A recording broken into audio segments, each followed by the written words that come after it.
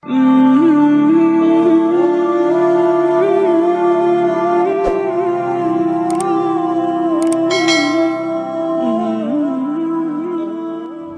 video Ustadz Adi Hidayat, maafkan aku saudaraku Nasrani, aku tidak bisa mengucapkan selamat Natal. Karena orang yang mengucapkan selamat Natal, maka dia sudah mengakui tiga. Yang pertama, mengakui bahwa Isa anak Tuhan.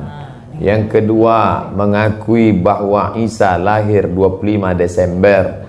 Yang ketiga, mengakui bahwa Isa mati di palang salib.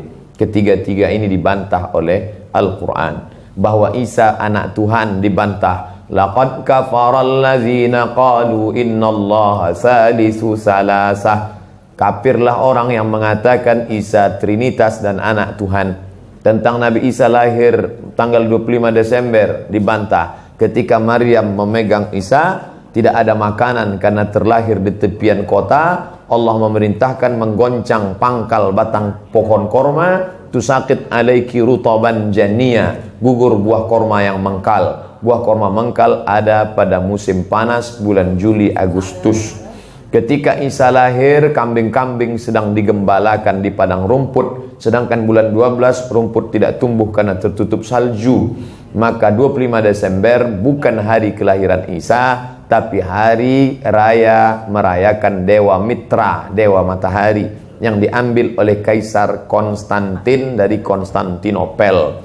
Lalu kemudian tentang Isa mati di palang salib dibantah Al-Quran. Wa ma qataluhu, mereka tidak membunuhnya. Wa ma salabuhu, mereka tidak menyalibnya. Walakin syubbihalahum, ada orang lain yang diserupakan wajahnya dengan Isa. Dialah Yudas Iskariot, murid Isa yang menjual imannya dengan beberapa keping uang emas.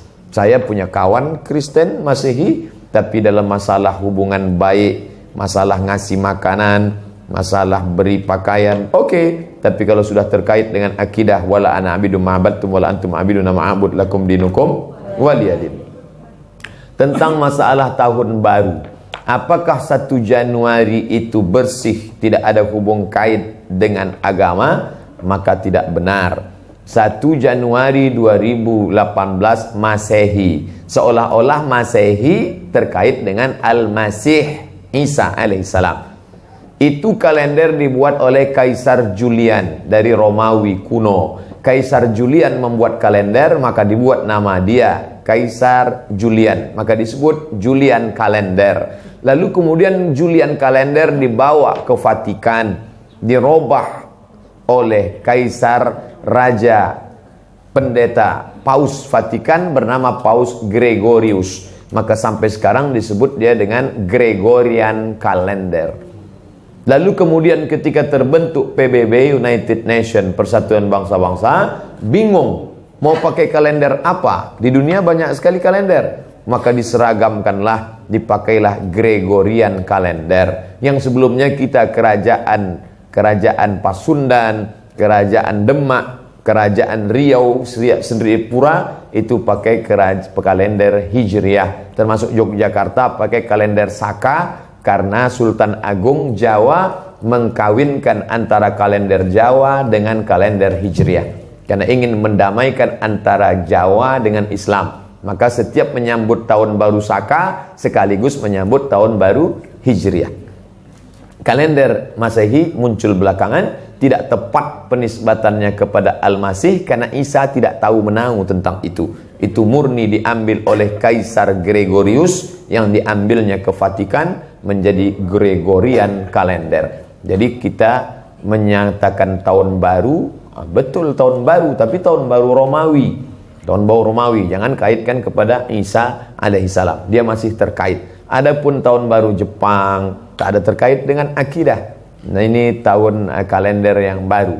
Tidak meyakini bahwa dengan kalender yang baru ini nasib berubah menjadi baru. Siapa yang asap malam itu paling banyak mengepul ke atas, maka rezekinya yang paling murah. Lalu membakar ayam sampai 2000 ekor. Nah, oleh sebab itu saya anjurkan anak-anak muda, remaja-remaja masjid tanggal 31 malam tanggal 1 setiap masjid semuanya buat kajian iktikaf zikir muhasabah supaya jangan keluyuran ke sana kemari. Hanya 2 saja. Anak-anak muda pergi ke masjid mulai jam 10, jam 11, jam 12, jam 1, jam 2 atau habis isya tidur. Saya nggak bisa tidur Pak Ustadz, biasa malam kalau nggak bisa tidur habis isya makan antimo 2 nguap tidur langsung. Itu saja.